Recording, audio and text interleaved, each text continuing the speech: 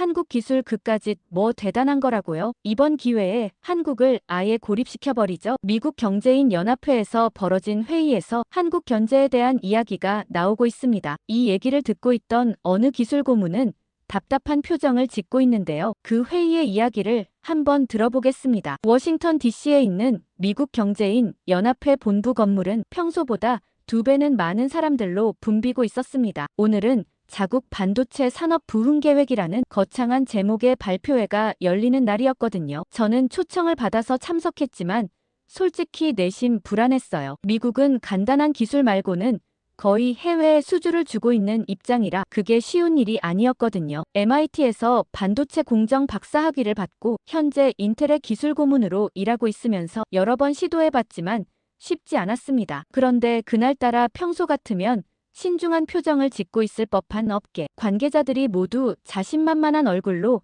자리에 앉아 있었어요. 연합회 회장은 연단 앞에서 자료를 정리하며 뭔가 역사적인 발표를 준비하는 것 같은 모습을 보였습니다. 회의실 정면의 대형 스크린에는 이미 미국 반도체 르네상스라는 제목이 떠 있었어요. 아래로는 미국 전역의 반도체 공장들이 붉은 점으로 표시된 지도가 배경으로 깔려 있었습니다. 인텔부터 마이크론까지 주요 기업들의 로고가 선명하게 구분되어 있었죠. 제임스가 발표를 시작하면서 제기한 첫 번째 목표는 2027년까지 미국 내 반도체 자금률 90% 달성이었어요. 제임스의 목소리에는 분명한 자신감이 섞여 있었습니다. 미국이 삼성이나 하이닉스 같은 외국 기업에 의존하는 상황을 더 이상 용납할 수 없다는 게 제임스의 기본 인식이었거든요. 반도체 협회 이사장은 더욱 직설적이었습니다. 토마스는 한국 의존이 국가 안보에 위협이 된다며 강하게 비판했어요. 토마스의 시각에서는 미국이 세계 최고의 기술력을 가지고 있는데 굳이 다른 나라에 의존할 이유가 없다는 거였죠. 저는 자리에 앉으며 오늘 발표의 주제가 얼마나 위험한 사안인지 새삼 깨달았습니다. 한국을 단순한 위탁 생산업체로 보는 시각, 이건 지금까지 우리가 유지해온 전통적인 관점이었지만 완전히 잘못된 인식이었거든요. 냉전 시대부터 지금까지 한국은 항상 미국 기술을 조립하는 나라로 여겨졌지 핵심 소재와 부품을 지배하는 기술 강국으로 인식된 적은 거의 없었으니까요. 저는 아무 말 없이 브리핑 자료를 천천히 펼쳤어요. 지난 몇 달간 작성한 보고서들은 이런 낙관적 전망을 완전히 뒤흔들어 놓을 만한 내용들로 가득했으니까요. 특히 미세공정용 고순도 소재의 공급망 분석 결과는 충격적이었습니다. 이들은 뭔가 잔뜩 착각하고 있었어요. 포토레지스트라는 핵심 소재에 대한 이해가 한참 부족했습니다. 이 소재는 반도체 제조 과정에서 절대적으로 필요한 것인데 전 세계 공급량의 70% 이상이 한국과 일본에서 나오고 있었거든요. 더 문제인 건 EUV 공정용 고순도 포토레지스트는 한국 기업들이 사실상 독점하고 있다는 점이었어요. 게다가 반도체 세정 공정에서 불화수소는 없어서는 안 될 화학물질인데 12나인 순도의 불화수소는 전 세계에서 한국 기업 2~3곳만이 생산할 수 있는 수준이었거든요. 엉망진창이었던 그날 회의가 끝나자마자 일주일 후 예상했던 일이 벌어지기 시작했어요. 한국 정부와 주요 기업들이 미국의 반도체 독립선언에 대해 특별한 성명이나 반박을 내놓지 않았습니다. 대신 조용히 기술 교류 일정을 전면 취소한다고 발표했죠. 처음에는 별것 아닌 것처럼 보였어요. 삼성과 SK 하이닉스가 미국 기업들과의 합동 연구 프로젝트를 일시 중단한다고 했을 때도 업계 반응은 시큰둥했습니다. 대부분의 사람들이 단순한 외교적 제스처 정도로 여겼거든요. 하지만 저는 이게 시작에 불과하다는 걸 알고 있었어요. 며칠 후 한국 화학업체들이 포토레지스트와 불화수소 등 핵심 소재의 수출을 1차 제한한다고 발표했을 때 업계 분위기가 조금씩 달라지기 시작했습니다. 저만 마음이 급한 듯 했어요. 정작 미국 경제인 연합회는 여전히 자신만만하더라고요. 연합회 회장은 언론 인터뷰에서 한국은 결국 미국이 만든 시장에 의존하는 나라일 뿐이라고 단정했습니다. 제임스의 논리로는 한국이 미국 시장을 잃으면 더 큰 타격을 받을 것이라는 거였죠. 결국 한국 기업들이 굴복할 수밖에 없다고 확신하고 있었습니다. 하지만 유일하게 MIT 반도체 석좌 교수인 마이클과 저만은 다른 생각을 갖고 있었어요. 마이클은 30년 넘게 반도체 산업을 연구해온 베테랑이었는데 이번 사태에 대해 깊은 우려를 표명했습니다. 마이클은 이건 자충수라고 단언했어요. 마이클의 분석에 따르면 한국은 칩 자체가 아니라 소재 전체를 지배하고 있다는 거였죠. 겉으로는 삼성이나 하이닉스가 메모리 위주로 보이지만 실제로는 반도체 생산에 필요한 핵심 소재와 부품의 상당 부분을 한국 기업들이 장악하고 있다는 분석이었어요. 저도 마이클의 의견에 전적으로 동감했습니다. 제가 지난 몇 년간 공급망을 분석해 본 결과 한국 없이는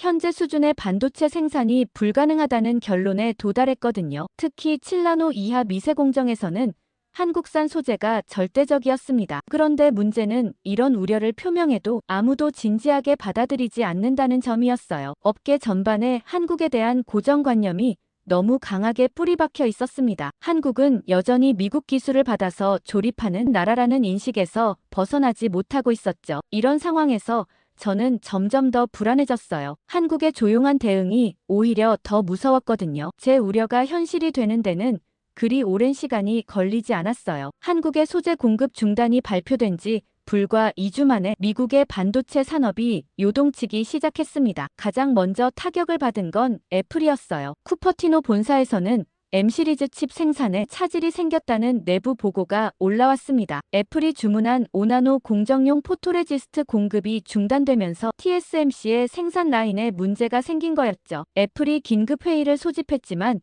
뾰족한 해결책을 찾지 못했어요. TSMC도 마찬가지 상황이었습니다. 대만 신주 본사에서는 고순도 화학재료 부족으로 3나노 공정 라인의 가동률이 급격히 떨어졌다고 발표했어요. 특히 EUV 리소그래피에 필요한 초고순도 포토레지스트는 한국에서만 공급받을 수 있는 상황이었는데 이게 완전히 막힌 거였습니다. 그때였어요. 월스트리트 저널이 한국이 잠시 멈추자 전 세계가 멈췄다는 헤드라인을 뽑았을 때 업계 전체가 충격에 빠졌습니다. 불과 몇 주 전만 해도 한국 없이도 충분하다고 자신했던 사람들이 현실을 마주하게 된 거였어요. 실리콘밸리의 스타트업들도 예외가 아니었습니다. 한 AI 스타트업 CEO는 언론 인터뷰에서 결국 문제는 칩이 아니라 소재였다고 토로했어요. 아무리 좋은 설계를 해도 소재가 없으면 만들 수 없다는 당연한 사실을 이제야 깨달은 거였죠. 아니나 다를까 인텔에서 긴급 연락이 왔어요. CEO가 직접 전화를 걸어온 거였습니다. 목소리부터 다급했어요. 인텔이 지금 절체절명의 위기에 처했다고 토로했습니다. 차세대 3나노 공정 개발이 완전히 멈춰선 상황이라는 거였어요. 한국에서 공급받던 EUV용 포토레지스트와 세정 화학물질 없이는 아무것도 할 수 없다고 하더군요. 더 심각한 건 현재 진행 중인 생산 라인까지 영향을 받기 시작했다는 거였어요. 7나노 공정용 핵심 소재들의 재고가 바닥나기 시작했다는 겁니다. 이 상태로 가면 한 달 내에 인텔의 주력 CPU 생산이 중단될 수도 있다고 경고했어요. 인텔 내부에서는 이미 대체제 찾기에 총력을 기울이고 있었지만 성과가 전무했다고 했습니다. 일본이나 독일 업체들에게 문의해봤지만 한국 수준의 품질과 물량을 감당할 곳이 없었어요. 특히 12나인 이상의 초고순도 소재는 정말 한국에서만 만들 수 있다는 게 확실해졌다고 하더군요. 회장은 저에게 솔직하게 물어봤어요. 한국과의 관계 회복 가능성이 있는지, 그리고 얼마나 시간이 걸릴 것 같은지 말이죠. 인텔로서는 생존이 걸린 문제라고 절박하게 말했습니다. 저는 현실적인 답변을 해줄 수밖에 없었어요. 미국 업체들이 먼저 자세를 낮추지 않는 한 한국이 양보할 가능성은 제로에 가깝다고 했습니다. 특히 한국을 하청업체 취급했던 태도를 근본적으로 바꿔야 한다고 강조했어요. 겔싱어는 한숨을 쉬면서 이미 그런 변화가 시작되고 있다고 했습니다. 인텔 내부에서도 한국과의 파트너십을 완전히 재정립해야 한다는 목소리가 높아지고 있다는 거였어요. 더 이상 갑을 관계가 아니라 동등한 기술 파트너로 인정해야 한다고 말이죠. 며칠 후 인텔에서 또 연락이 왔어요. 이번에는 기술 담당 부사장인 아난이었습니다. 아난은 더욱 구체적인 상황을 설명해줬어요. 인텔의 아리조나 팹에서는 이미 일부 생산 라인 가동을 중단했다고 했습니다. 한국산 소재 없이는 수율이 50% 아래로 떨어져서 경제성이 전혀 없다는 거였어요. 오리건 팹 상황도 마찬가지였습니다. 더 큰 문제는 차세대 제품 개발이었어요. 인텔이 야심차게 추진하던 AI 칩 프로젝트가 완전히 멈춰선 상황이라고 했습니다. 엔비디아와의 경쟁에서 뒤처질 수밖에 없는 상황에 직면한 거였죠. 아나는 저에게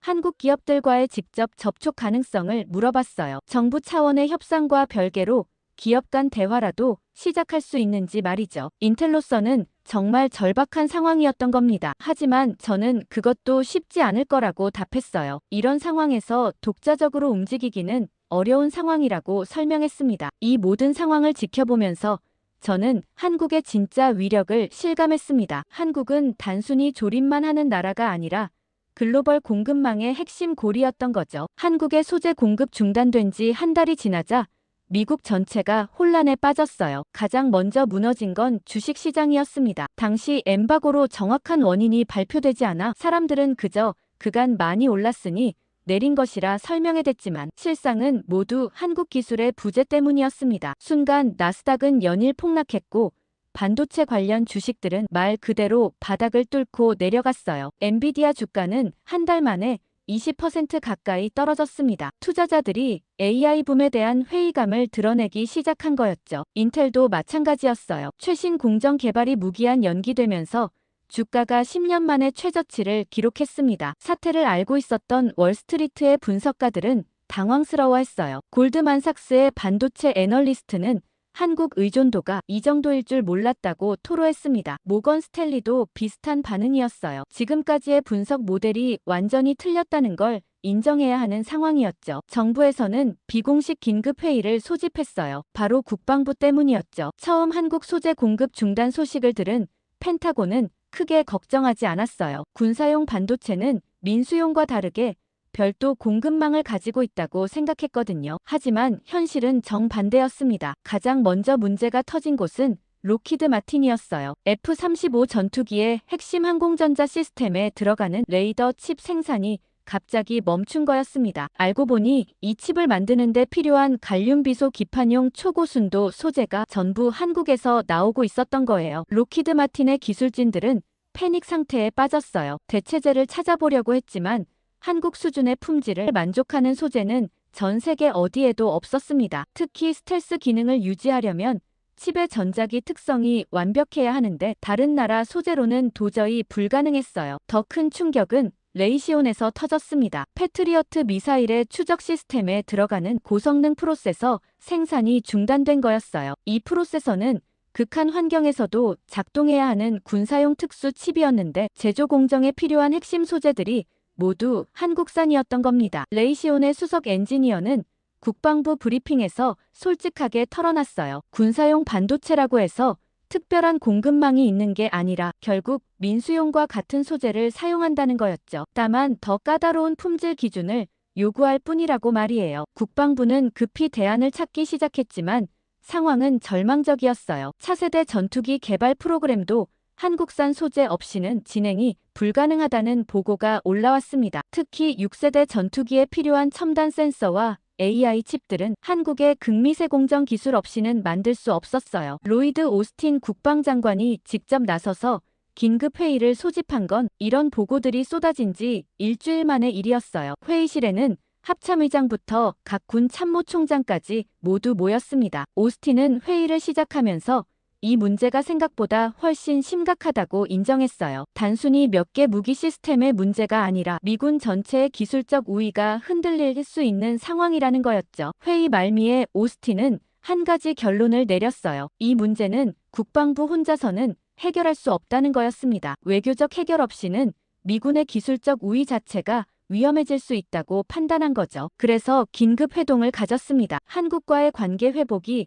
국가안보 차원에서 최우선 과제라는데 의견을 모았어요. 게다가 공장 가동이 중단되자 생계가 위협되는 시민들의 반응도 격렬했습니다. 뉴욕과 로스앤젤레스에서는 한국과 협상하라는 시위가 벌어졌어요. 시위대들은 중국과의 경쟁보다 친구를 잃지 말라는 구호를 외쳤습니다. 특히 실리콘밸리에서 일하는 엔지니어들이 대거 참여한 게 눈에 띄었어요. 테슬라 직원들도 항해 시위에 나섰습니다. 오스틴 기가 팩토리 앞에서는 생산 중단에 항의하는 근로자들의 집회가 열렸어요. 근로자들은 기업의 잘못된 정책 때문에 일자리가 위험해졌다고 성토했습니다. 이 모든 상황을 지켜보면서 저는 미국이 얼마나 큰 실수를 했는지 깨달았어요. 한국을 단순한 하청업체로 본 것 자체가 근본적인 오판이었던 거죠. 사태가 심각해지자 미국 정부는 마침내 움직이기 시작했어요. 제냐 외교부 장관이 한국 기업들에게 비공식 협상을 제안한 건 한국의 소재 공급 중단이 시작된 지 6주 만의 일이었습니다. 하지만 협상은 처음부터 삐걱거렸어요. 미국 측은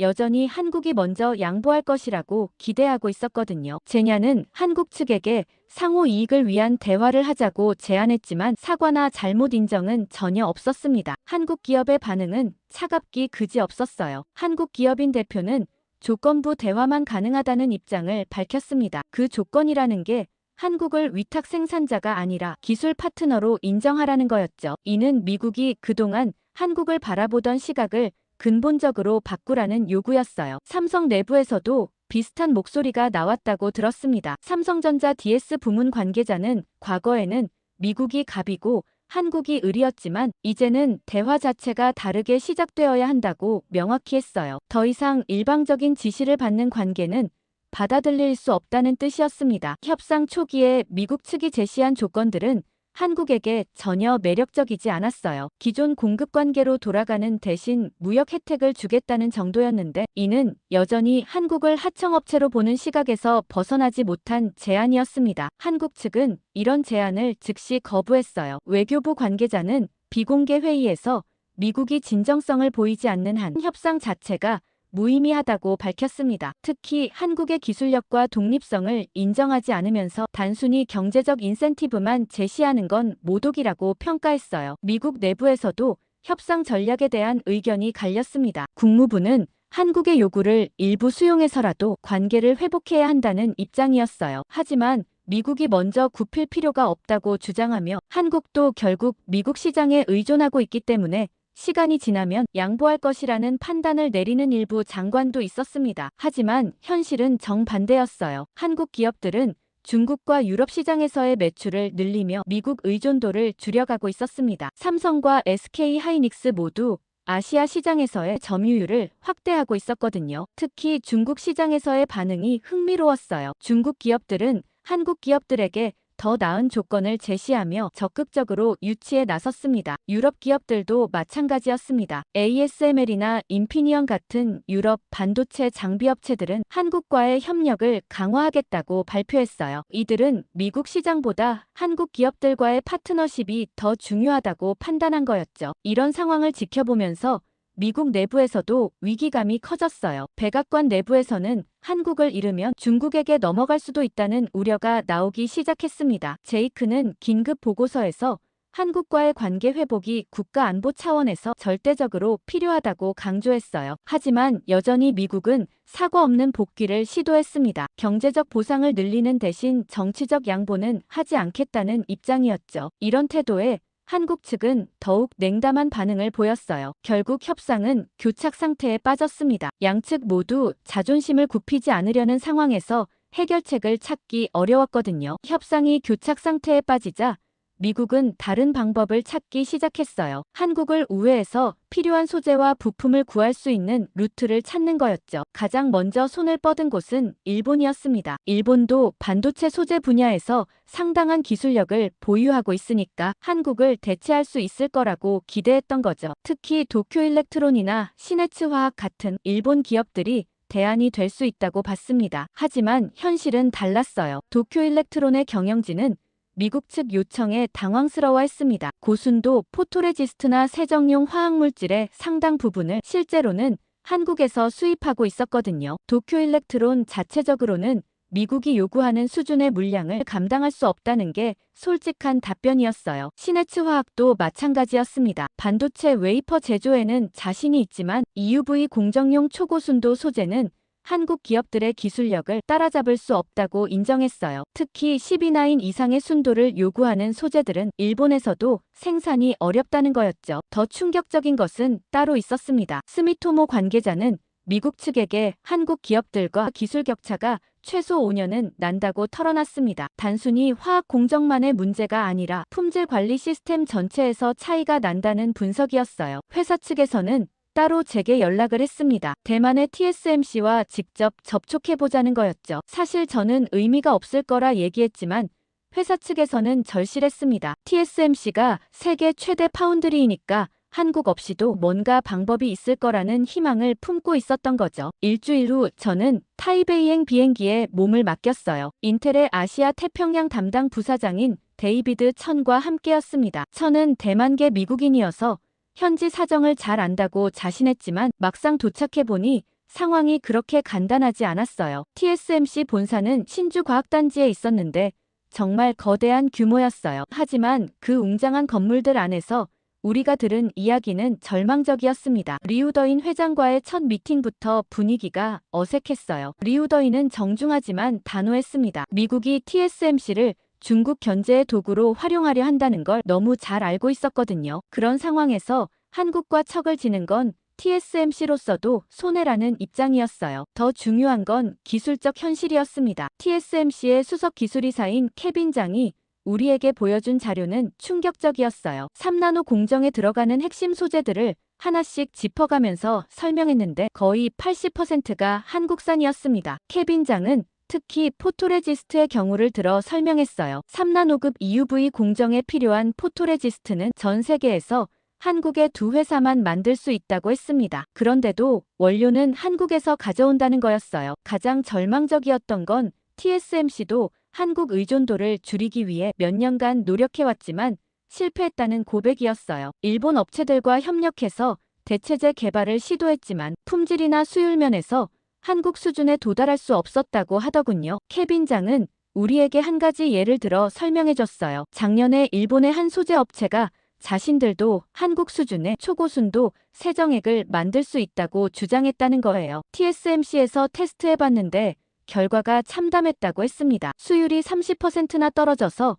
경제성이 전혀 없었다는 거였죠. 그날 오후에는 TSMC의 팹 시설을 견학할 기회가 있었어요. 하지만 그곳에서 본 것도 한국 의존도의 심각성을 확인해주는 것뿐이었습니다. 생산 라인 곳곳에 삼성이나 LG 같은 한국 기업들의 로고가 붙은 소재 탱크들이 보였어요. 게다가 현장 엔지니어들과 대화해보니 더욱 절망적이었어요. 한 엔지니어는 솔직하게 말했습니다. 한국산 소재 없이는 하루도 생산을 계속할 수 없다고요. 특히 웨이퍼 세정 공정에서는 한국산 화학물질이 아니면 아예 작업 자체가 불가능하다고 하더군요. 저녁 식사 자리에서 리우더인 회장은 더욱 솔직한 이야기를 해줬어요. TSMC로서는 미국과 중국 사이에서 균형을 잡는 게 생존 전략인데 한국까지 적으로 돌릴 수는 없다는 거였습니다. 특히 한국이 TSMC의 최대 고객 중 하나인 삼성과도 연결되어 있어서 더욱 조심스럽다고 했어요. 마지막 날 아침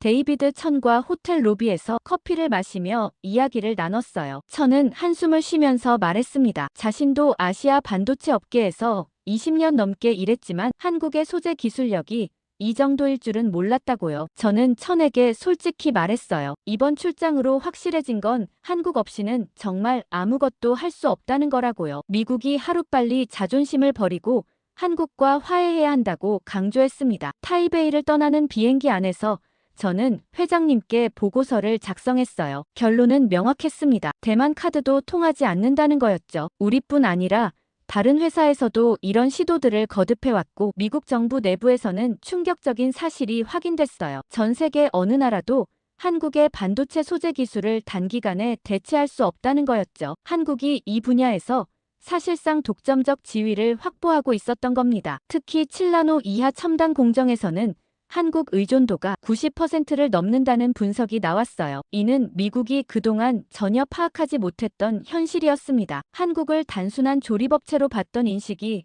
얼마나 잘못됐는지 뼈저리게 깨닫게 된 거였죠. 더욱 충격적인 건 품질 차이였어요. 다른 나라 제품으로 대체를 시도해본 결과 수율이 현저히 떨어진다는 보고가 계속 올라왔습니다. 한국산 소재의 품질 일관성과 신뢰성은 정말 다른 차원이었던 거예요. 결국 미국은 우회로를 통한 해결이 불가능하다는 결론에 도달했습니다. 한국과 정면으로 마주해서 문제를 해결할 수밖에 없었어요. 우회로 찾기가 모두 실패로 돌아가자 백악관은 마침내 초비상 회의를 소집했어요. 국가안보회의실에는 평소보다 2배나 많은 인원이 모였습니다. 대통령부터 각 부처 장관, 그리고 주요 기업 CEO들까지 총집합한 거였죠. 회의실 분위기는 처음부터 무겁기 그지없었어요. 지난 2달 동안의 시행착오가 모두 실패로 끝났다는 걸 인정해야 하는 상황이었거든요. 회의를 시작하며 의장이 저를 소개했어요. 지난 몇 달간 한국 상황을 정확히 예측한 유일한 전문가라고 하면서 오늘은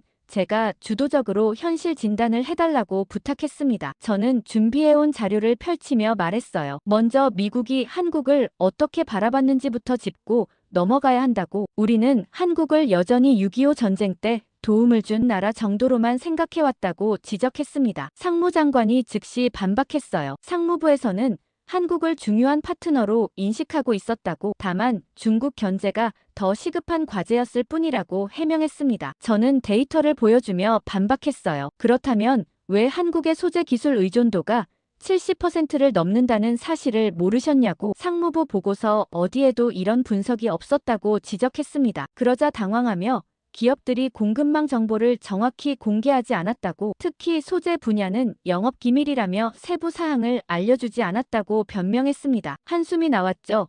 그럼 왜 저는 공개 자료만으로도 이런 분석이 가능했냐고. 한국 기업들의 특허 출원 현황이나 시장 점유율 데이터는 모두 공개되어 있었다고 반박했습니다. 그러자 재무장관이 끼어들었어요. 경제팀에서는 반도체보다 무역 불균형에 더 집중했다고, 한국과의 무역 적자가 매년 증가하는 게 더 큰 문제로 보였다고 설명했습니다. 저는 재무장관을 바라보며 말했어요. 바로 그 관점이 문제라고. 무역 적자만 보고 기술 의존도는 간과했다고 지적했습니다. 한국에서 수입하는 게 단순한 완제품이 아니라 대체 불가능한 핵심 소재라는 걸 왜 파악하지 못했냐고 물었어요. 재무장관은 더 이상 아무 말도 하지 못했죠. 장관들마저 상황 파악을 제대로 못하고 있으니 이런 일이 벌어진 게 아니냐며, 그게 바로 현실 인식 부족이라고 다그쳤습니다. 게다가 국방안보에 중요한 F-35나 패트리어트에 들어가는 칩들도 결국 같은 소재로 만들어진다고 지적했습니다. 군사용이라고 해서 마법의 소재를 쓰는 게 아니라고 강조했어요. 한국 비위를 맞추는 게 제일 중요한 상황이라고 했죠. 그러자 국무장관이 조심스럽게 물었어요. 그럼 외교적으로 어떻게 접근해야 하냐고. 한국이 지금 상태에서 협상에 응할 가능성이 있냐고 말이죠. 저는 국무장관에게 솔직하게 답했어요. 현재로서는 제로에 가깝다고. 한국 정부와 기업들이 미국의 일방적 압박에 완전히 실망한 상태라고 설명했습니다. 특히 한국을 하청업체 취급했던 태도를 바꾸지 않으면 대화 자체가 불가능하다고 강조했어요. 그러자 국가안보보좌관이 구체적으로 물었어요. 그럼 어떤 조건을 제시해야 하냐고. 한국이 원하는 게 정확히 뭐냐고 말이죠. 저는 준비해온 분석 자료를 보여줬어요. 첫째는 동등한 파트너 인정이라고.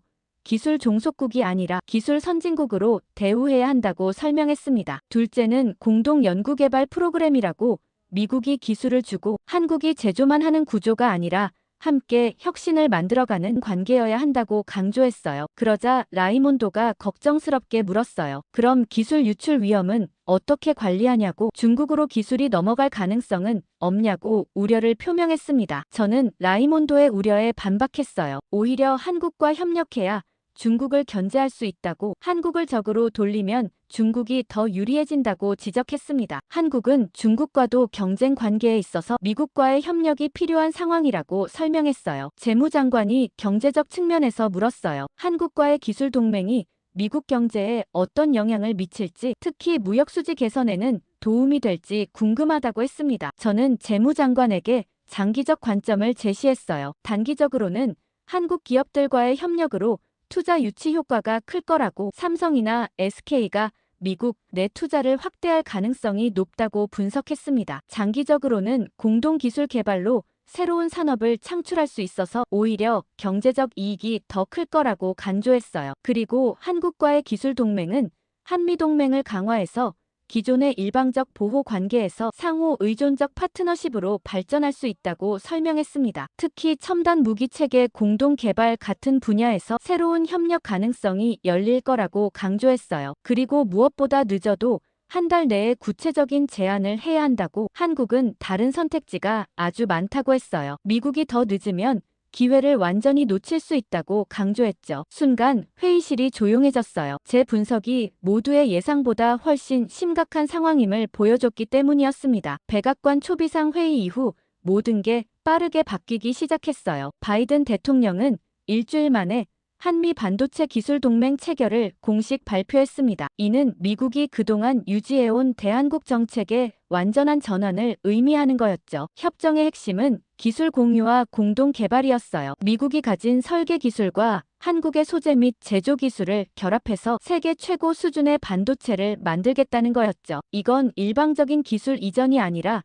진정한 의미의 상호 협력이었어요. 특히 주목할 만한 건 지적 재산권 공유 조항이었습니다. 공동 연구를 통해 개발된 기술은 양국이 동등하게 소유하고 활용할 수 있게 한 거예요. 이는 미국이 다른 나라와 맺은 협정에서는 볼 수 없었던 파격적인 조건이었습니다. 미국 기업들의 반응도 열광적이었습니다. 몇 달 후 저는 기술 고문으로 마이클 교수와 함께 서울을 방문할 기회가 있었어요. 한강이 내려다 보이는 호텔에서 우리는 지난 몇 달간의 변화를 되돌아봤습니다. 마이클 교수는 그간 미국이 한국을 오해했던 시간이 너무 길었다고 아쉬워했어요. 한국이 단순한 파트너가 아니라 기술 세계의 중추였는데 그걸 인정하는데 너무 오래 걸렸다는 거였죠. 저도 깊이 공감했습니다. 이제라도 늦지 않았기를 바랄 뿐이라고 답했어요. 2025년 봉인 해제된 예언이 하버드를 발칵 뒤집었습니다. 많은 사람들이 예언 내용에 주목하고 있는데요. 여기서 등장하는 한 남자의 정체에 대해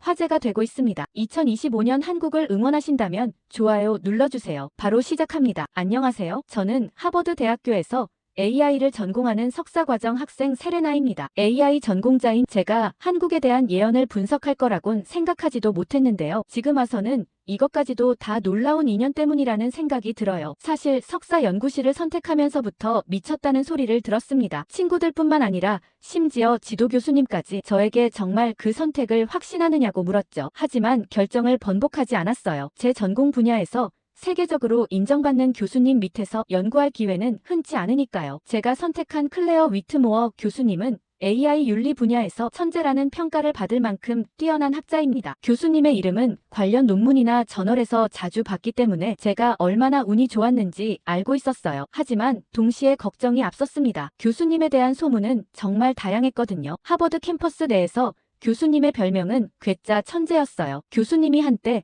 아주 평범한 삶을 살았던 것처럼 보였는데 코로나 이후 2년간 자취를 감췄다가 돌아오신 뒤로는 그 전과 완전히 다른 사람이 되셨다는 얘기를 많이 들었습니다. 특히 교수님이 연구실에서 염주를 돌리며 명상하신다거나 혼자만의 시간을 가지실 때 중얼거린다는 얘기가 자주 나왔어요. 이건 단순히 소문이 아니라 연구실 학생들의 증언이었기 때문에 사실일 가능성이 높았죠. 그렇기 때문에 제가 클레어 교수님 연구실에 간다고 했을 때 모두 미쳤다고 했어요. 그러나 괴짜라는 소문과는 별개로 클레어 교수님의 학문적 업적은 그 누구도 부정할 수 없는 것이었습니다. 교수님은 제가 연구하고 싶었던 AI 분야에서 가장 중요한 논문을 쓴 분이었고 그 영향력은 지금도 계속되고 있었어요. 제가 과거에 교수님의 연구를 읽으면서 감탄했던 기억이 떠올랐습니다. 이 분야에 대한 문제를 어떻게 이토록 심도 깊게 분석할 수 있었는지 의문이 들 정도로 대단했어요. 그래서 결국 제가 연구실을 선택하는 기준은 소문보다 실력이 되었습니다. 처음 교수님 연구실에 들어갔을 때는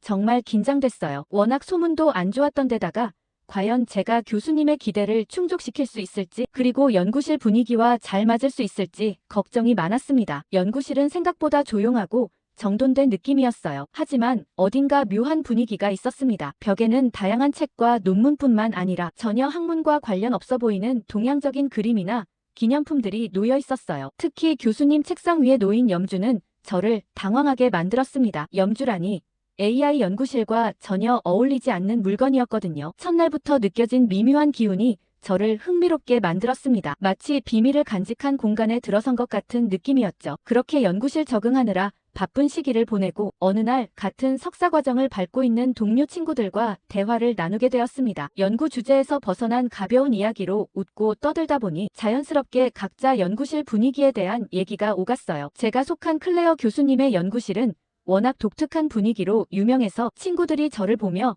너 괜찮냐는 듯한 눈빛을 보내더라고요. 친구는 교수님이 염주를 돌리면서 중얼거린다는 게 진짜냐며 속삭이듯 말했습니다. 저는 웃으며 아직 그런 건 못 봤다며 소문이 아닐까 하고 그냥 넘어갔지만 그 말이 은근히 신경 쓰였어요. 왜냐하면 저도 교수님 책상 위에 놓인 염주를 본 적이 있었거든요. 그러자 미나는 교수님이 이상해진 게 코로나 때 잠시 어디 사라졌다가 사고를 당했다면서 소문을 보태기도 했습니다. 솔직히 저는 연구실에 처음 들어갈 때부터 이런 소문을 많이 들었어요. 그런데도 교수님의 실력이 워낙 뛰어나니까 다들 저를 부러워하면서도 불쌍하다는 듯 위로해주더라고요. 조금만 참으라고 얘기하며 논문 한 편이라도 같이 쓰면 나중에 엄청난 도움이 될 거라고 말하면서요. 그 말은 맞긴 했습니다. 클레어 교수님 이름이 들어간 논문이라면 학계에서 주목받지 않을 수 없거든요. 그런데 대화는 여기서 끝나지 않았어요. 중국 출신 친구 중 한 명인 타오밍이 갑자기 자신의 연구실 자랑을 시작했거든요. 타오밍은 저와는 반대로 중국인 교수님 밑에서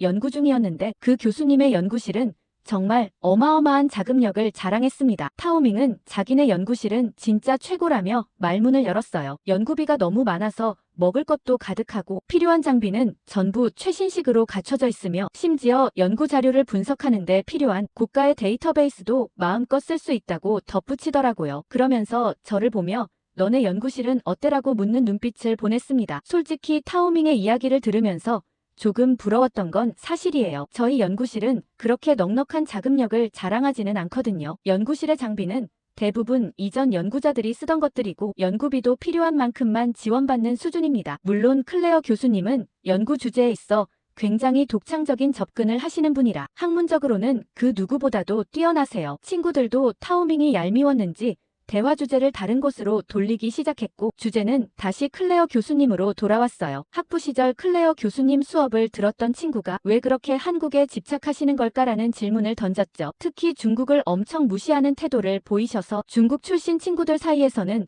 불만 섞인 목소리가 종종 나왔다는 얘기를 많이 들었거든요. 그러자 타오밍은 조금 날카로운 목소리로 왜 클레어 교수님은 한국만 그렇게 띄우는 거냐며 불만을 표현했습니다. 타오밍은 늘 자부심이 강하고 자기 나라에 대한 긍지가 높은 친구였어요. 그는 계속해서 한국은 내수 시장도 작고 미국과 중국 사이에서 어쩔 수 없이 밀려날 나라 아니냐며 한국의 한계를 지적했습니다. 저는 그 말을 듣고 갸우뚱했어요. 평소에는 논쟁을 피하는 편이지만 이건 명백히 잘못된 말이었거든요. 마음속으로는 할 말이 가득 찼습니다. 한국은 단순히 내수 시장 크기나 지정학적 위치로 평가할 나라가 아니라고 말하고 싶었어요. 한국이야말로 제한된 자원과 어려운 환경 속에서도 놀라운 기술력과 단합력을 바탕으로 성장했고 크기가 나라의 가치를 결정하지 않는 나라니까요. 하지만 단 한마디도 쉽게 나오지 않더라고요. 그때였어요. 멀리서 클레어 교수님이 다가오시는 모습이 보였습니다. 교수님은 보통 조용하고 차분한 분이셨는데 혹시나 이 얘기를 들으셨나 걱정됐죠. 친구들 중 일부는 교수님이 가까워지는 걸 보고 순간 긴장하는 표정을 지었어요. 그러나 타오밍은 교수님이 다가오시는 것을 전혀 눈치채지 못한 채 계속해서 한국에 대해 비판적인 말을 이어갔습니다. 타오밍은 중국은 세계 최대 시장이고 기술력도 미국 못지않게 성장하고 있는데 왜 클레어 교수님은 한국이 더 잘하고 있다고 생각하는지 이해가 안 된다고 말했어요. 저는 그 순간 내심 불편했지만 딱히 타오밍의 논리에 반박할 근거를 찾기도 어려웠습니다. 그러자 클레어 교수님은 우리 앞에 멈춰서서 무슨 이야기를 하고 있는 거냐고 차분히 물으셨어요. 타오밍은 당황하지도 않고 방금 전하던 이야기를 교수님께도 똑같이 했습니다. 왜 교수님은 한국을 이렇게 높게 평가하시냐며 한국은 시장도 작고 미국이나 중국 같은 강대국 사이에서 오래 버틸 수 없는 나라 아니냐고 말했어요. 교수님은 잠시 침묵하시더니 조용한 목소리로 대답을 시작하셨습니다. 전 세계가 한국의 발전을 주목하고 있는데 하버드 학부생이 그것도 모르는 건 정말 부끄러운 일이라고 말씀하셨습니다. 교수님의 말투는 차분했지만 그 안에는 확신이 느껴졌어요. 교수님은 이어서 중국 경제가 현재 위기 상황에 처해 있다는 사실은 외신에서 많이 보도하고 있다고 지적하셨습니다. 중국 언론이 이런 사실을 숨기고 있지만 이를 무시할 수는 없으며 지금은 다른 나라를 평가하기에 앞서 중국이 직면한 문제들을 깊이 생각해봐야 할 때가 아니냐고 말씀하셨어요. 교수님의 말에 타오밍의 표정이 점점 굳어갔습니다. 저는 평소 타오밍이 워낙 자기 자랑이 심하고 남의 의견을 잘 듣지 않는 스타일이라 조금 얄밉게 느껴졌던 적이 많았어요. 그런데 교수님이 이렇게 날카롭게 그의 논리를 반박하시는 모습을 보니 내 심속이 시원하더라고요. 타오밍은 더 이상 할 말을 잃었고 주변 친구들도 조용히 고개를 끄덕이며 교수님의 말에 공감하는 분위기였습니다. 그 상황은 저에게도 깊은 인상을 남겼어요. 클레어 교수님은 단순히 한국을 좋아하는 게 아니라 한국이 가진 가능성과 저력을 학문적으로 인정하고 계시는 것 같았습니다. 저는 교수님의 말을 들으며 한국이라는 나라에 대해 다시 생각하게 되었고 왜 교수님께서 한국 사례를 연구하라고 강조하셨는지 조금 더 이해할 수 있었어요. 클레어 교수님께서 친구들과의 대화에 끼어든 이후 우리는 함께 연구실로 돌아가고 있었습니다. 그날 교수님이 조목조목 반박하시는 모습을 보고 저는 조금 놀랐어요. 평소 조용하고 과묵한 분이라고 생각했는데 그 속에 이렇게 날카롭고 단호한 면이 있을 줄은 몰랐거든요. 교수님과 함께 연구실로 돌아가는 길에 교수님은 몇 마디 말을 건네셨어요. 틀린 말은 틀렸다고 해야 한다며 그렇지 않으면 진실을 놓치게 된다고 하셨습니다. 교수님의 목소리는 차분했지만 그 안에는 단호함이 느껴졌어요. 저는 그 말에 고개를 끄덕이며 공감했습니다. 누군가의 주장에 쉽게 휩쓸리지 않고 논리와 사실에 기반해 판단하려는 태도는 제가 학문을 하며 배워야 할 중요한 자세라는 생각이 들었어요. 그러면서 교수님은 잠시 침묵하시다가 다시 말씀을 이어가셨습니다. 우리 연구실에서는 온전히 연구에만 몰두할 수 있길 바란다며 오롯이 저의 방식을 찾으면 좋겠다고 하셨어요. 다른 연구실에서는 학생들에게 세세한 지침을 주고 끊임없이 진도를 체크하는 것이 일반적이었지만 클레어 교수님은 그런 방식을 택하지 않으셨습니다. 대신 스스로 방향을 설정하고 자신만의 속도로 나아가도록 도와주셨죠. 그 순간 저는 교수님이 정말 특별한 분이라는 걸 느꼈어요. 단순히 연구실의 자유로운 분위기 때문이 아니라 교수님이 그런 환경을 만들어가는 과정에서 학생들에게 신뢰를 보내신다는 점 때문이었습니다. 누구나 자유를 준다고 말할 수는 있지만 그 자유가 스스로를 책임질 수 있는 신뢰에서 비롯된 것이라면 그 무게는 다르죠. 저는 그런 신뢰를 받는다는 것이 얼마나 감사한 일인지 새삼 깨달았습니다. 그날 이후 저는 교수님이 만들어주신 이 자유로운 환경이 얼마나 소중한지를 다시 한번 느꼈어요. 다른 학생들은 이런 환경을 이상하게 보기도 했지만 저는 교수님의 방식이 정말 특별하고 또 저에게 꼭 필요한 경험이라고 생각했습니다. 연구실 적응을 하며 저는 클레어 교수님의 연구 철학을 더 깊이 느끼게 되었습니다. 그러던 어느 날 저는 교수님의 허락을 받고 연구실 자료를 정리하게 되었어요. 교수님께서 참고하라고 주신 논문을 찾기 위해 연구실 구석구석을 살펴보던 중 우연히 책장 뒤편에 숨겨진 듯한 작은 서랍을 발견했습니다. 그러다 우연히 한국의 역사와 발전에 관한 자료들을 발견하게 되었습니다. 호기심이 생겨 교수님께 여쭤보니 흔쾌히 자료를 살펴봐도 좋다고 하셨어요. 그 중에서도 특히 눈에 띈 것은 교수님이 직접 작성한 노트였습니다. 교수님의 허락을 받고 저는 조심스럽게 노트를 펼쳤어요. 노트에는 한국의 굵직한 역사적 사건들과 그 의미가 꼼꼼하게 정리되어 있었어요. 특히 눈길을 끈 것은 임진왜란에 관한 페이지였어요. 교수님은 엄청 관심이 많으셨는지 마치 그 현장에 있었던 것처럼 상세히 묘사되어 있었습니다. 1592년 일본의 도요토미 히데요시가 이끄는 15만 대군이 부산에 상륙했을 때 조선은 완전히 무방비 상태였다라고 적어두셨어요. 노트에는 당시 조정의 혼란과 백성들의 공포가 생생하게 그려져 있었습니다. 하지만 그 위기 속에서 이순신 장군이 등장했죠. 교수님은 특히 한산도 대첩을 상세히 기록하셨습니다. 이순신 장군이 단 13척의 배로 일본 수군 70세척을 완전히 격파한 전투였어요. 저는 이 숫자를 보고 믿을 수가 없었습니다. 이 이야기 자체가 너무 흥미로웠어요. 게다가 노트에는 학술서적에서는 볼 수 없는 흥미로운 디테일이 있었습니다. 이순신 장군이 전투 전날 밤 달빛 아래서 자신의 검을 닦으며 전략을 구상했다는 일화나 하객진 전법을 구상할 때 직접 바다 물결을 관찰했다는 내용까지요. 교수님은 이순신의 승리는 단순한 군사적 성취가 아니라 불가능을 가능으로 바꾸는 창의적 사고와 불굴의 의지를 보여준다고 적으셨어요. 특히 인상적이었던 것은 한국인에게 위기는 항상 혁신의 시작이었다라는 문장이었습니다. 교수님이 왜 그렇게 한국에 관심을 가졌는지 이 사건 하나로도 충분히 느낄 수 있었습니다. 그리고 노트를 넘기자 6.25 전쟁 이후에 한국에 대한 내용이 나왔어요. 노트에는 작은 흑백 사진 한 장이 붙어 있었는데 1953년 서울의 모습이었어요. 건물들은 거의 다 무너져 내리고 사람들은 폐허 속에서 힘겹게 삶을 이어가고 있었습니다. 이게 제가 아는 지금 서울의 모습이라는 것이 믿기지 않았어요. 그리고 옆에 적혀 있는 문구는 더 충격적이었죠. 1953년 한국 1인당 GDP는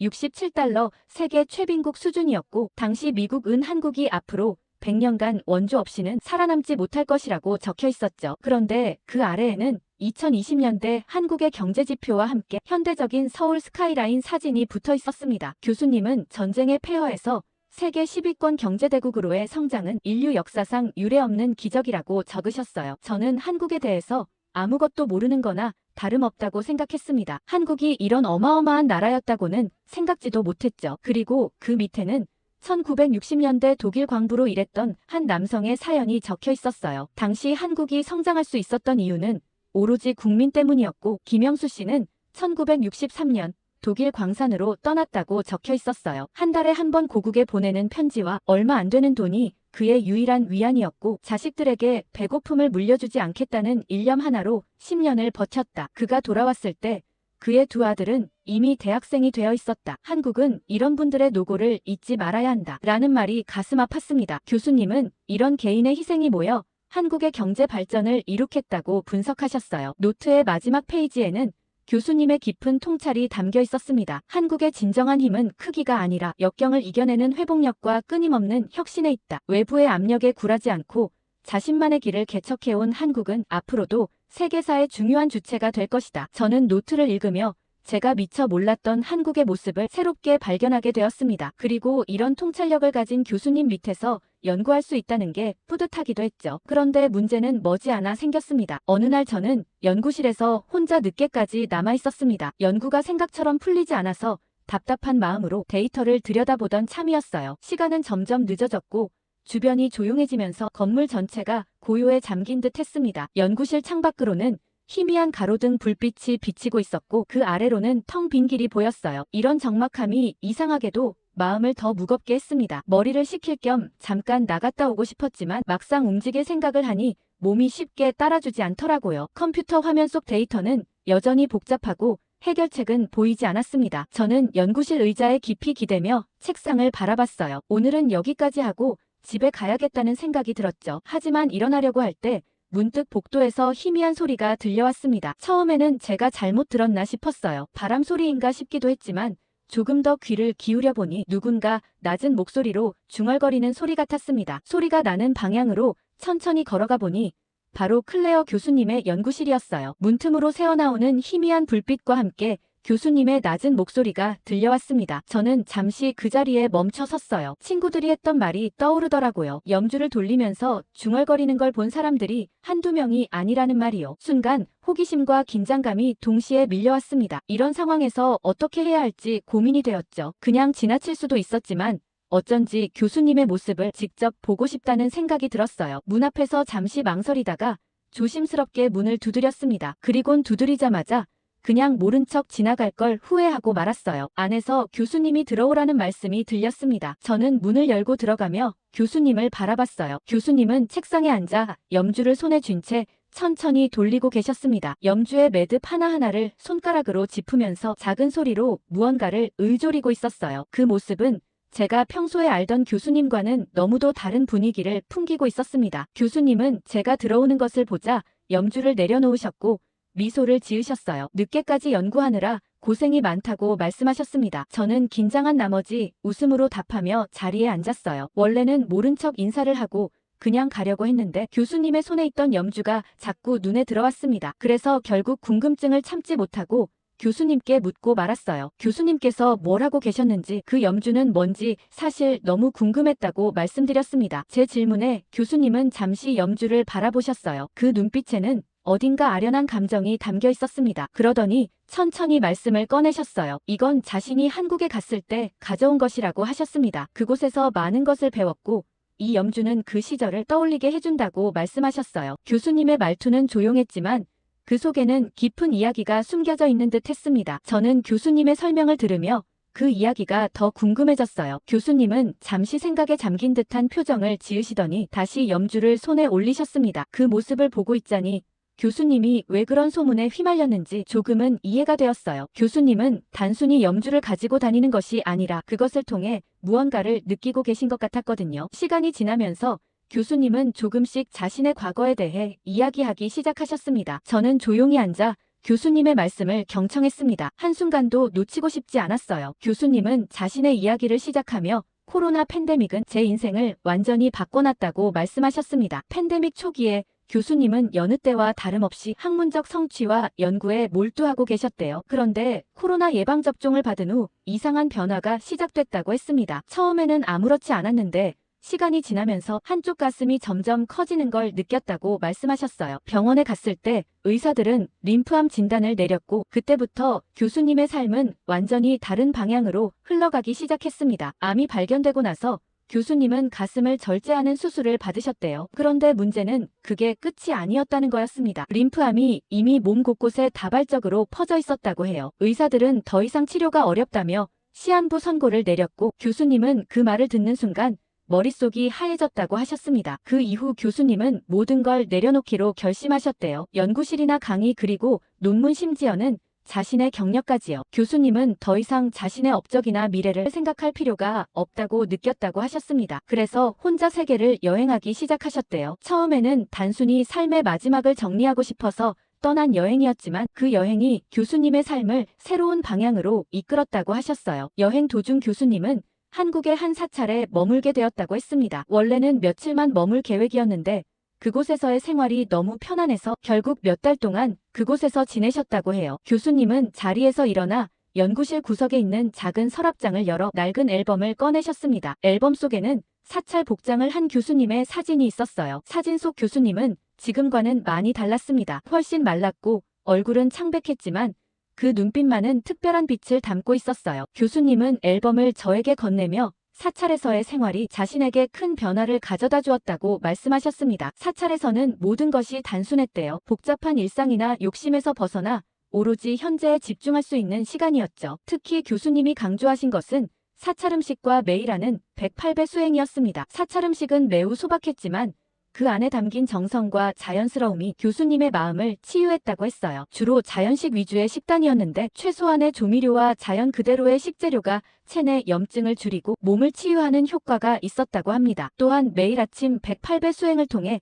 자신의 과거와 욕망 그리고 집착을 내려놓고 마음을 비워냈다고 해요. 처음에는 몸이 너무 아파서 몇 번 하지 못했지만 점점 늘려가며 결국 108배를 모두 할 수 있게 되었다고 말씀하셨습니다. 이 두 가지가 놀랍도록 빠른 회복의 열쇠였다고 교수님은 확신하셨어요. 교수님은 매일 명상을 하며 마음을 다스리는 법을 배우셨대요. 처음에는 명상이 익숙하지 않아서 힘들었지만 점점 마음이 차분해지는 걸 느끼셨다고 했습니다. 명상과 사찰에서의 생활은 교수님에게 단순히 몸과 마음의 휴식을 주는 것을 넘어 삶의 새로운 목적과 방향을 찾는 계기가 되었다고 하셨어요. 놀랍게도 사찰에서의 생활을 시작한 지 몇 달 후 교수님의 몸 상태는 점점 나아졌다고 하셨습니다. 처음에는 단순히 마음이 편해진 덕분에 기분이 좋아진 거라고 생각했는데 병원에 갔을 때 의사들도 놀랄 만큼 병이 호전되었다고 했어요. 결국 교수님은 완치 판정을 받으셨고 이는 그 당시 교수님에게 기적처럼 느껴졌다고 말씀하셨습니다. 이 경험은 교수님의 삶을 완전히 바꿔놓았어요. 교수님은 이제 더 이상 과거의 업적이나 경력을 자랑하려고 하지 않으셨습니다. 대신 자신이 느꼈던 평화와 깨달음을 학생들과 나누고 싶어 하셨죠. 그래서 연구실에서 학생들에게도 자유롭게 연구하고 스스로 방향을 찾아가게 하려는 방식을 택하신 거였어요. 이제 저는 왜 교수님이 그토록 다른 방식으로 연구실을 운영하시는지 이해할 수 있었습니다. 교수님이 경험한 변화와 깨달음은 단순한 연구 방법론을 넘어 삶 전체를 바라보는 새로운 시각을 가져다 주셨던 거예요. 교수님은 마지막으로 그 경험이 없었다면 자신은 아마 지금처럼 살지 못했을 거라고 말씀하셨습니다. 저는 그 말이 너무도 진심으로 느껴졌어요. 그리고 클레어 교수님과의 대화는 점점 더 깊어졌습니다. 교수님의 한국 사찰에서의 경험은 단순히 명상과 사찰 음식으로 몸과 마음을 치유한 것에 그치지 않았어요. 그곳에서 교수님은 자신을 완전히 변화시키는 계기를 만났다고 하셨습니다. 바로 효봉 스님이라는 분의 말씀과 역상록이라는 책을 통해서라고 하셨죠. 처음에 교수님은 효봉 스님이라는 이름을 언급하시면서 사찰에서 접했던 깊은 철학과 지혜가 자신의 삶을 바꿨다고 말씀하셨어요. 사찰에서 머물던 어느 날 명상을 하다가 우연히 사찰의 한 구석에 자리 잡은 작은 방에 들어가게 되었다고 합니다. 그 방은 사찰에서 가장 오래된 곳 중 하나였고 그 안에는 효봉 스님의 말씀과 기록이 담긴 역상록이라는 책이 있었다고 하셨어요. 고서에 관심이 많았던 교수님은 당장 번역기를 활용해 그 책을 읽어야겠다고 생각하셨대요. 처음에는 단순히 오래된 책에 대한 흥미였다고 합니다. 그러나 점점 더 읽어나갈수록 그 책에 담긴 내용이 단순한 불교 가르침이 아니라 미래에 대한 놀라운 통찰과 예언이 담겨 있다는 것을 깨달았다고 하셨어요. 교수님은 책상 서랍에서 오래된 노트를 꺼내 펼치셨습니다. 그 안에는 역상록에서 발췌한 구절들이 교수님의 필체로 정성스럽게 적혀 있었어요. 교수님은 특히 2025년, 즉 지금 현재의 해에 대한 예언에 깊은 인상을 받았다고 하셨습니다. 효봉 스님은 2025년을 한반도 중심의 대변혁이 일어나는 해로 예언했다고 해요. 특히 이 시기에 한국에서 광명의 인도자가 등장해 사회와 의식을 이끌게 될 것이라고 했답니다. 교수님은 이 부분을 읽으시면서 단순한 예언이 아니라 깊은 통찰력이 담긴 메시지라고 느꼈다고 해요. 또한 스님은 이 시기에 일본이 대지진과 같은 큰 재난을 겪게 되고 그 과정에서 과거의 잘못을 사과하며 한국과의 관계가 개선될 것이라고도 예언했다고 합니다. 중국은 내부 분열과 경제적 어려움을 겪게 될 것이라는 예언도 있었다고 하셨어요. 그리고 점점 이 내용들이 현실화되고 있다는 것을 느끼셨다고 했죠. 교수님은 특히 한국이 세계 평화와 정신적 르네상스의 중심축이 된다는 예언 부분을 여러 번 강조하셨습니다. 효봉 스님은 한국이 단순히 경제적, 기술적으로 발전하는 것을 넘어서 세계의 정신적 지도자 역할을 하게 될 것이라고 예언했다고 해요. 저는 솔직히 이런 예언을 어떻게 받아들여야 할지 망설여졌습니다. 한편으로는 호기심이 생겼지만 다른 한편으로는 과학을 연구하는 사람으로서 이런 초자연적인 예언을 그대로 믿기는 어려웠거든요. 제 표정을 읽으신 듯 교수님은 미소를 지으시며 처음 이 책을 봤을 때 자신도 의심했다고 말씀하셨어요. 하지만 교수님은 스님의 예언이 단순한 미래 예측이 아니라 한국이라는 나라의 잠재력과 가능성에 대한 깊은 통찰에서 비롯된 것이라고 생각하신다고 했습니다. 그리고 가장 놀라운 것은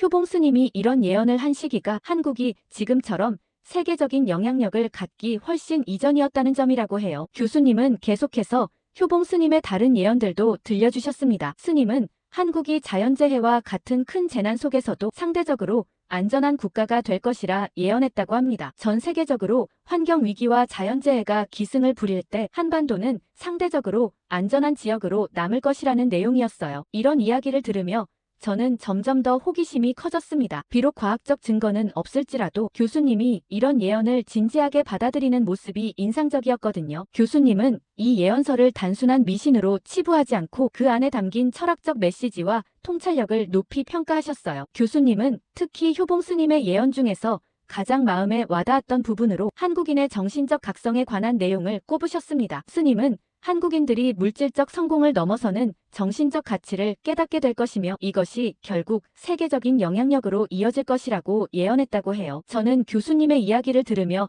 이제야 왜 교수님이 한국에 대해 그토록 관심을 갖고 학생들에게도 한국의 사례를 자주 언급하셨는지 이해할 수 있었습니다. 교수님에게 한국은 단순한 연구 대상이 아니라 미래의 가능성을 품은 특별한 나라였던 거예요. 대화가 깊어질수록 저는 교수님이 단순히 학문적 성취만을 추구하는 분이 아니라 깊은 영적 통찰력을 가진 분이라는 것을 깨달았습니다. 그리고 그런 교수님의 모습이 처음에는 괴짜로 보였을지 몰라도 지금 제게는 진정한 지혜를 가진 분으로 느껴졌어요. 그날 밤 연구실을 나오면서 저는 이전과는 다른 마음가짐을 갖게 되었습니다. 교수님의 이야기가 사실이든 아니든 그 속에 담긴 메시지는 분명 의미가 있었어요. 단순히 학문적 성취나 세속적 성공만을 좇는 것이 아니라 더 깊은 의미와 가치를 찾는 삶의 태도가 중요하다는 것을 느꼈습니다. 그날 이후 우연히 복도에서 타오밍과 마주치게 되었습니다. 지난번 대화 이후 서로 거리를 두고 지냈는데 이번에도 그는 여전히 비웃는 듯한 태도였어요. 타오밍은 저번 교수님께 한마디도 못했던 게 분했던지 다짜고짜 한국과 클레어 교수님을 폄하하는 말을 하기 시작했습니다. 왜 그렇게 한국에 집착하냐며 교수님이 괴짜인 이유가 바로 그런 비합리적인 태도 때문이 아니냐고 비꼬았어요. 그의 말투에는 여전히 자국에 대한 자부심과 다른 나라를 깎아내리려는 의도가 느껴졌습니다. 예전 같았으면 그냥 웃으며 넘어갔을 텐데 이번에는 달랐어요. 저는 침착하게 목소리를 가다듬고 타오밍의 말에 반박하기 시작했어요. 국가의 크기와 힘만을 따지는 건 구시대적 사고라고 말했습니다. 한국은 혁신과 단결력으로 세계에 영향을 끼치고 있으며 진정한 가치는 자유롭게 사유하고 성장하는 힘이라고 설명했어요. 폐쇄적 민족주의와 강압은 결국 내부를 썩게 만든다는 걸 역사가 이미 증명했다고도 덧붙였습니다. 제 목소리는 조용했지만 그 안에는 확신이 담겨 있었어요. 과거의 저였다면 결코 이런 식으로 말하지 못했을 겁니다. 하지만 클레어 교수님을 통해 배운 틀린 말은 틀렸다고 해야 한다는 교훈이 제 안에서 자라나고 있었던 거죠. 타오밍의 얼굴이 점점 굳어갔습니다. 그는 말문이 막힌 듯했고 더 이상 반박하지 못했어요. 주변에 있던 다른 학생들도 우리의 대화를 듣고 있었는데 그들의 표정에서 제 말에 공감하는 기색이 보였습니다. 저는 더 이상 말을 이어가지 않고 담담히 자리를 떠났어요. 이미 제가 할 말은 다 한 상태였고 굳이 논쟁을 이어갈 필요가 없었거든요. 연구실로 돌아오는 길에 제 마음은 이상하게 편안했습니다. 이전처럼 타인의 시선을 지나치게 의식하지 않게 된 것 같았어요.